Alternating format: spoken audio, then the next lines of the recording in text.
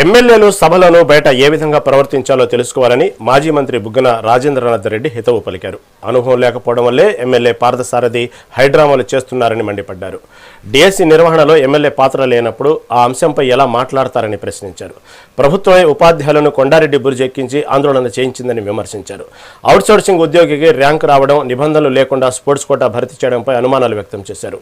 పాలకపక్షం police వ్యవస్థపై తీవ్ర ఒత్తిడి తెస్తుందని, అక్రమ కేసులు బనాయిస్తుందని ధ్వజమెత్తారు.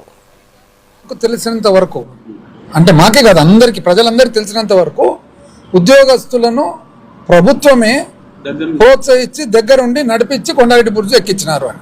సో ప్రభుత్వమే ఇట్లాంటి చర్యలకు పూనుకుంటే ఇంకా సామాన్య మానవుడు ఏం చేయగలుగుతాడు?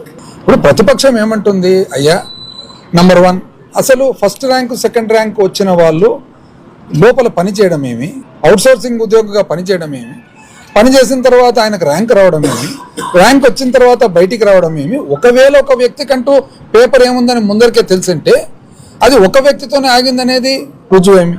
ఖచ్చితంగా ఒక వ్యక్తితోనే ఆగింటుందనేది ఏమి? ఒకరికి అవుట్ అయినట్లు కనపడతా ఉందాడా? ఎందుకంటే పనిచేసే అవుట్సోర్సింగ్ ఉద్యోగికే ర్యాంక్, అసలు ఎగ్జామినేషన్ ఎట్లా తీసుకుంటారు, ఎగ్జామినేషన్ రాసినాక ర్యాంక్ ఎట్లా వస్తుంది, ర్యాంక్ వచ్చిన తర్వాత నాకు వద్దని చెప్పి ఎట్లా మానుకుంటారు? ఇది ఒకరితోనే ఆగిపోయి ఉంటుంది అనేది ఎట్లా ఖచ్చితంగా చెప్పగలుగుతాం? నంబర్ 1. నంబర్ 2, ఏదైతే స్పోర్ట్స్ కోటా ఉంది, స్పోర్ట్స్ కోటాలు ఇన్ని ఉన్నాయి. సో ఏ విధంగా ఇప్పుడు జగన్మోహన్ రెడ్డి గారు ఏమంటున్నారు, మీరు ఏ విధంగా ఉద్యోగాలు ఇచ్చినారు ట్రాన్స్పరెంట్గా పారదర్శకంగా చెప్పండి. అంటే ఇప్పుడు ఒకవేళ క్రికెట్ ఆడుతున్నారు అంటే దానికి ఎట్లా పెట్టినారు, రంజీ ఆడినట్లా, నేషనల్ ఆడినట్లా, ఏం పెట్టినారు? ఒకవేళ లేదు హాకీ ఆడినారు, నేషనల్స్ ఆడినట్లా, స్టేట్ ఏదో ఒకటి ఉండాలి కదా. దానికి వాళ్ళు సమాధానం ఏమంటున్నారు, ఫెడరేషన్ సర్టిఫికేట్ అంటున్నారు. ఎన్నో ఫెడరేషన్స్ ఉంటాయి. ఫెడరేషన్ సర్టిఫికేట్కు మీకు ఏ విధంగా దానికి శాంక్టిటీ ఉంటుంది?